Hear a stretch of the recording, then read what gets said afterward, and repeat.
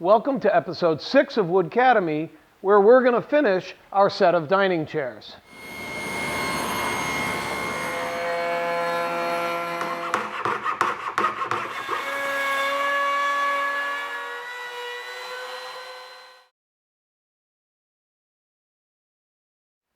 Here in the second half of our dining chair build, we don't have any unusual safety concerns like we did when we were using steam to bend these backsplats. But that doesn't justify dropping your guard. You always need to use your safety glasses in the shop. You always need to use your hearing protection.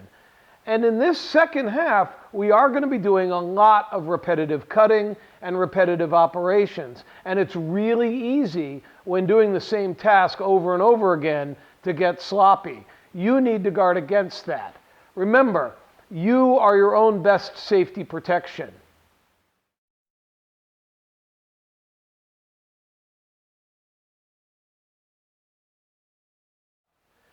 Here in episode 6, we're going to create a back assembly with the back splat and the rear legs.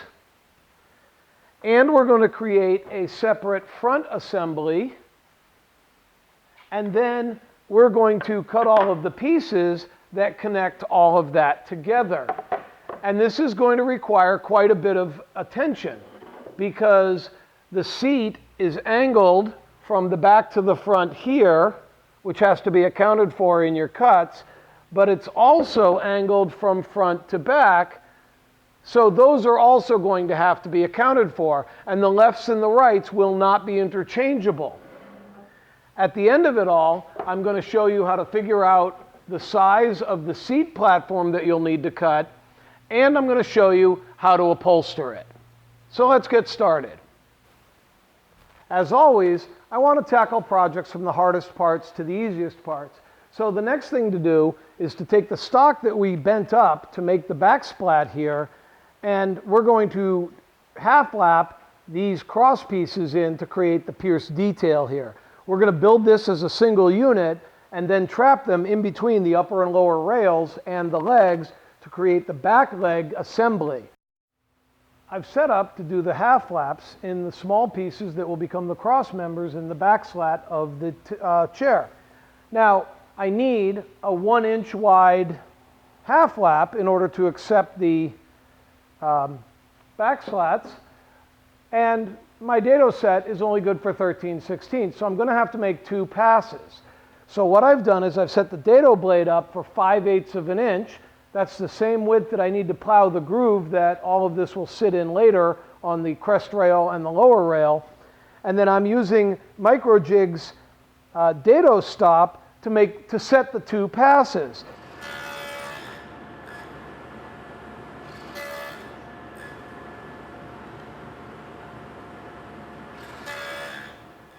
So having run all of the parts through on the outside too, I went back to my initial setup piece and I reset the dado stop and the rip fence to give me another pair of cuts that are exactly spaced apart across the middle. It's far less important that the dimension across here is exactly the 7/8 called for in the plan than it is that all 3 of these are exactly the same, that we get equal spacing going across.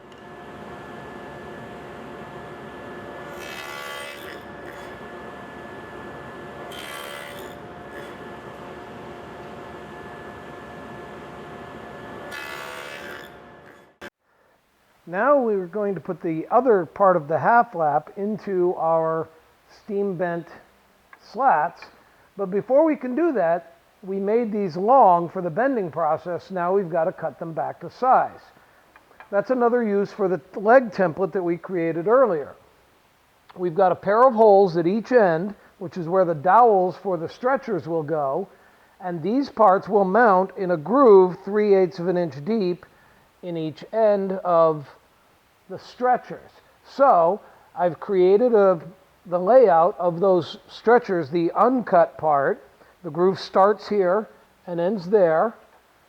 So I'm going to take the bend of my steam bent part, set it in the middle of this template,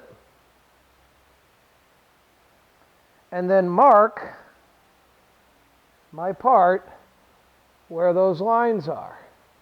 Now I can trim this one, and with the trim set up for this one, I can trim them all.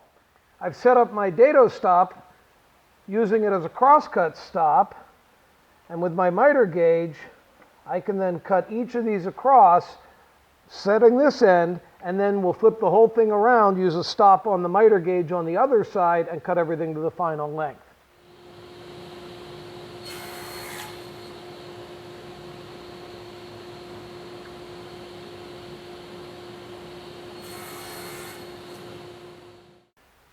Now here we're going to have to be a little bit careful as we notch these pieces, because they don't all get the same number of notches. The two center ones get 5 notches to take the 3 full-length cross pieces and then 2 shorter ones. Then the outside 2 will get 3. So all of them are going to get the center 3, but only 2 get the top and bottom one. And you don't want to get this mixed up. It's really easy to do as you get into the drone of working through a large pile of stock to just keep on blasting through and cut way too many pieces. So I'm going to divide my stock into 2 piles of equal number, the center ones and then the outer ones. I'll do all the center ones with this setting, then I'll do all of them with the next 3, and then I'll do the last cut with just the one set again.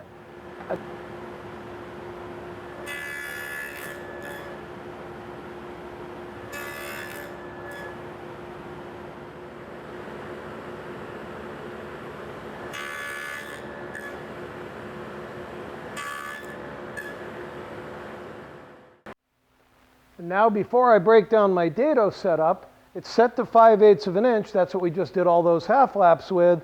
So this is an excellent time to raise it up to 3/8 of an inch depth and cut my crest rails and the lower back rails with a 5/8 inch wide by 3/8 inch deep dado in one edge of each piece, and that will form the top rail and the bottom rail that will capture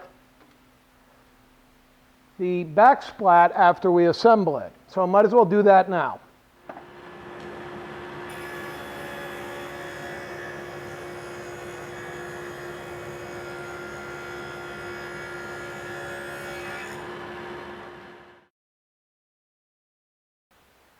So now we're ready to assemble the back splats of our chairs. One thing I figured out as I was processing these parts was that if I get one of these lined up initially with no glue, and then glue all of these spaces, get the other 3 parts in alignment, then I can pop this one out, put the glue in, put it back into place, and clamp everything down without risking my open time, and it's just a lot easier to get this all aligned for the first setup without any glue, and then move forward from there. So that's how we're going to proceed. If your half laps are cut correctly, you don't need a whole lot of glue in this part of the assembly. And excess glue can actually keep the half laps from fully closing. You'll also notice that I'm using a little bit of wax paper to keep the glue off of my bench as I work. This assembly has 14 half laps over a 6x8 area. So the easiest way to clamp it is to cut a couple of pieces of scrap large enough to cover the joint area and sandwich the assembly between them with some wax paper to keep things from sticking. The cross pieces were left long to ensure good joints, but now they need to be trimmed flush. The ends of the top and bottom get cut with a handsaw and cleaned up with a sharp chisel. The middle ones are external and can be cut off using the bandsaw and sanded smooth. The splat assembly gets sanded, and all faces are rounded over with a 1/16 inch radius bit. Of course, the bit won't reach into the corners, so there's a lot of hand cleanup to do to round everything over evenly. The next step is to finish prepping the legs for assembly, and we return to our template from episode 5. Now, it's important as you select the legs to select them in pairs. These two have very similar grain patterns and colors, and as do these two. Well, that's not such a good match. So I'm going to want to match everything up. These two are a better match, as are these two. So obviously it's important to make the legs as close to the same as absolutely possible. There can be difference from one chair to another, but you don't want to mix the different colors and styles of woods within one chair. Now I need to put the dowel holes in the two locations on the legs that will accept the dowels from the stretchers, and that's why we drilled these holes in the template. So now I can lay my template out so that it's flush.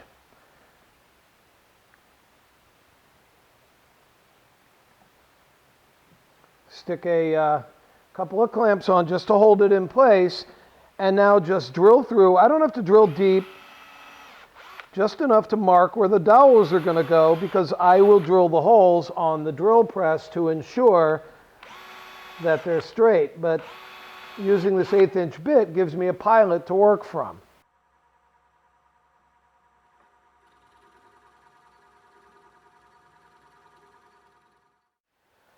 All right, so now we need to transfer the holes on our side legs to the ends of our stretchers in order to line everything up correctly. And I still think that the easiest way to do this is using the dowel centers, so that's what I'm going to do. But since everything wants to line up from here to there and has to be aligned to each other top to bottom, I'm going to clamp this assembly together temporarily using a strap clamp. It's a little bit easier to use a strap clamp than to use a bar clamp or an F-style clamp, just a standard clamp, because these two pieces are not in direct alignment with each other. But in order to get this to work properly, we want them to be held, but we also need them to be held at the proper angle to each other. So I'm going to make sure that these are seated, and then use my strap clamp to apply a little bit of pressure. Now I can bring the assembly over. I can set the top pretty much where I want it, get the bottom aligned where I want it,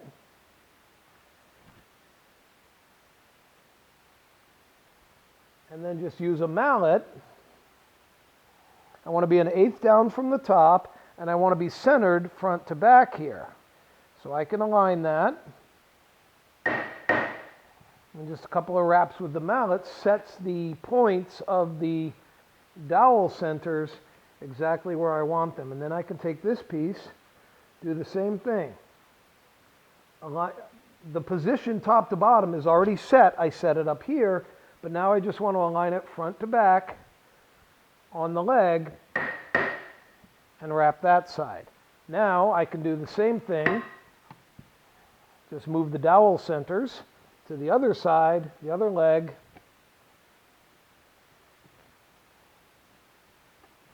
and repeat the process. The dowel center mark is actually a pilot hole that starts the drill where you want it.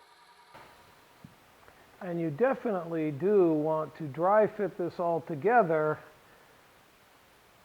before you actually start applying glue. Should go together well if you've done everything carefully. This would obviously be up further along once we get it fully assembled. There we go. And so there is our dry fitted back so far. Now, before I actually glue all this together, I do want to round over or ease all of the edges, the bottom and top of these two rails, and then all sides of the legs before I glue this together. It's a lot easier to do that before you glue it together than after.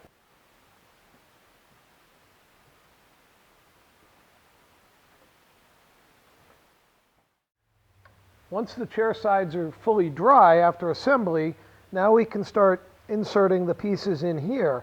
These will serve two purposes. Number one, to fill the gap from the groove that we inserted the back splat into, but also will keep these pieces at the proper spacing from each other. Less of an issue up here at the top, obviously much more of an issue down here at the bottom of the chair, but that's the purpose they'll serve. Some filler stock is milled up to fit the groove in the top and bottom rails. It should be 5/8 wide and 3/8 thick. These are then cut to length and glued into the groove. The longer ones on the outside center the splat in the chair, and the shorter pieces keep the slats at the proper distance from each other. All 6 chair backs are now complete. And I'll grant you, this was a lot of work. The good news is, that's the most of it. Everything else from here goes together pretty rapidly. Now we can build the front leg assembly for our chairs. And this is very basic, very straightforward. The legs are going to get a pair of 3/8 inch dowel holes on the 2 adjacent faces, the inside 2 faces. And these holes are 6.5 inches down from the top. Very simple, just to trap our stretcher across here, and then this will locate the stretchers that come across to the sides of the chair. The legs are held together with the main stretcher, which has a couple of pocket screws on each end. Very simple. I'm going to put a clamp across here to hold everything together while I apply the pocket screws, but you'll also notice me putting a clamp very tightly on the top of each leg going this way, and that's just to help prevent any splitting or cracking as I drive this top pocket screw in. It shouldn't be a problem, but just to be on the safe side, by adding a clamp here, I'm going to support that wood while the screw is actually cutting its own threads, and it'll help prevent any cracking. Just takes a few minutes to put all these together, and then we're ready to start assembling our chair. The final chair assembly starts by cutting the left and right seat rails. We're starting from the same basic stock. Now, we do need a 6-degree angle across the back of these 2 pieces because the chair flares from back to front. But even though this is at an angle here relative to the floor, because of the way the rear leg is cut, it's a 90-degree cut here. So we're going to set the miter gauge to 90 degrees, lay the blade over to 6 degrees, and cut one end off of each one of our left and right seat rails. The next cuts are just a little bit trickier. We need to strike a line along the top outside edge of both of these parts at 15 3/8 of an inch long. But we not only have the 6-degree angle on this edge to match the 6-degree angle on this end, but now we also have to cut a 4-degree angle this way in order to keep the front leg vertical. And so because our saw is only cut in one direction on the blade angle, the miter gauge is going to have to be set at plus 4 degrees for one half and minus 4 degrees for the other half. The easiest way to set this up is to actually strike the lines all the way around the cut line on this end of this piece, and then you'll be able to instantly see when you go to your setup whether it needs to be the plus or the minus 4 degrees on the miter gauge. So I made up a little block here. I cut a 6-degree angle on one side, a 4-degree angle on the other side. I can lay it across the top here and the bottom to strike my angle that way. I can place it on the outside and inside faces this way to strike my 4-degree angle. And now I've got a visual reference so I can guarantee that the lefts are cut properly and the rights are cut properly.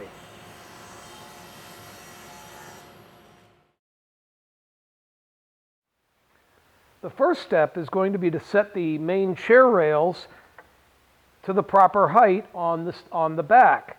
And that should be 17 inches from the floor to here. Now, there's a curve here and all of that. I don't want to try and bend a tape around that. So I'm going to butt my square up against the bottom of the leg, extend my tape measure out, and then mark the 17-inch location. The seat frame is assembled using pocket screws on all the inside faces. Craig's K5 jig really speeds the process over my old portable jig. Now I'm going to set the rail in place close to my mark, hopefully right on it, and then try and set my clamp here. I just want to snug the clamp up, and then that'll allow me to just wiggle this just into place where I want it. I'm just covering that pencil line so I don't see it. And now I can lock this into place once I've got the rail centered on my rear leg there. I've got it centered. I've got it square where I want it. The clamp will hold it in place so that I can pocket screw it in position. So now with the main seat rails in place, I'm going to clamp the front leg assembly into place, and then I can screw that off. That really just needs to align to the top of the stretcher, to the top of the legs here, and making sure that the stretchers are centered side to side on the legs, they can be screwed into place. Now we need to fit the lower stretchers. And it's really very similar to fitting the upper stretchers, but backwards. There's a 6-degree angle on the front, but because the front leg is vertical, there's no angle cut here. So just having the saw set at a 6-degree angle, we can cut the ends of all of our lower stretchers at once. Then it's going to measure 15 3/8 along this top outside edge again, just like up here. But in this case, in the back, the angle has to be 6 degrees on the top going this way, the saw setting, and then the miter gauge has to be set at a 4-degree angle to account for the tapered leg back here. And so once again, I'm going to use the same template I used before to mark out my backs, and then the front position is located by the hole we drilled earlier that the dowel will go into. The back location is 3 inches down. This one's 4 inches. This slopes down by 1 inch. So down here, this should align at 3 inches right there. And I've put a pocket hole on the underside of this rail so that I can slip the dowel in on the front edge and then bring the back edge into place. And if I've cut everything correctly, I've got a good snug fit here even before I put the pocket screw in. And now the rear stretcher is the last piece of our assembly here. And it just kind of sits in between these two stretchers. It has a 6-degree angle on each end and is just cut so that it sits a little bit above or a little bit away from the back, only because I don't want to try and drive screws through here and hit the pockets I've already created, so I've brought it back up a little bit. Now at last, we can upholster the seat cushions for our chair. It's pretty easy to do, but you need to pay attention to a few things as you work through it. And you'll notice that I'm working here in my office rather than in the shop. You do not want to mix dust and wood chips with fabric. Trust me on that. 1/2-inch plywood is ripped to 17 inches wide, then cross-cut at a 6-degree angle on each side, so the front edge is 18 inches. This is easiest to do with a circular saw and cross-cut guide.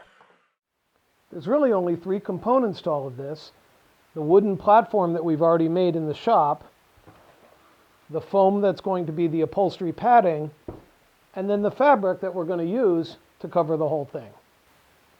We're going to want our upholstery foam to be about 3/4 of an inch larger all the way around than the wooden base.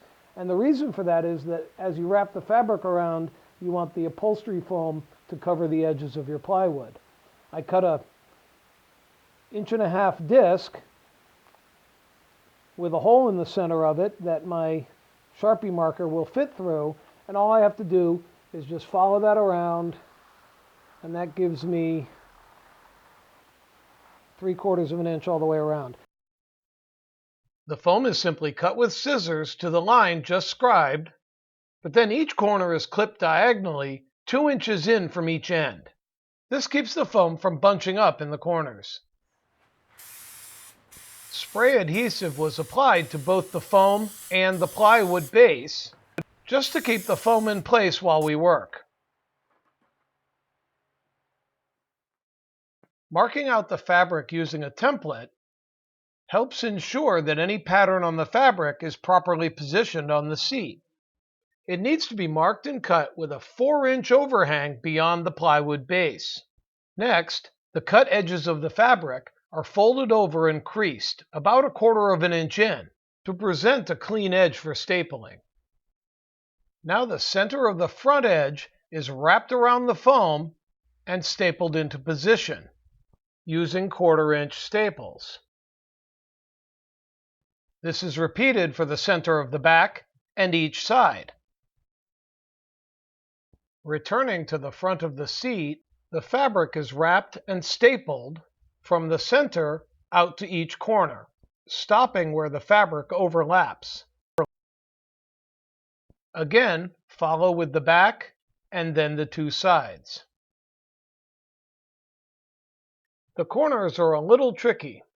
Staple each side of the fabric into the corner, as if you were mitering it. The fabric of the corner then needs to be neatly folded in much the same way as you would with gift wrap on a box. And 3/8-inch staples were used in the corners because of the extra fabric.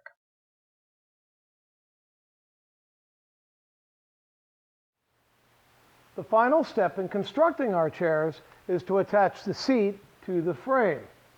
And I'm just going to do this the easiest way possible. I'm going to put a couple of pocket screws around the inside of the frame here and go up into the plywood that's under the seat. Couldn't be easier. But if I use the standard pocket hole settings for 1.25-inch screw, which is what I have around the shop, the screw is going to stick up beyond my plywood, and that's certainly not something we want to have happen in a seat. But with a bit of experimentation, a 7/8 setting here instead of the standard 3/4 setting here will give me a pocket hole that's a little bit farther away from my edge, so my screw is no longer going to stick out past the top of my plywood, and I can secure all my screws that way. And I'm going to use my portable pocket hole jig because the chair is already assembled.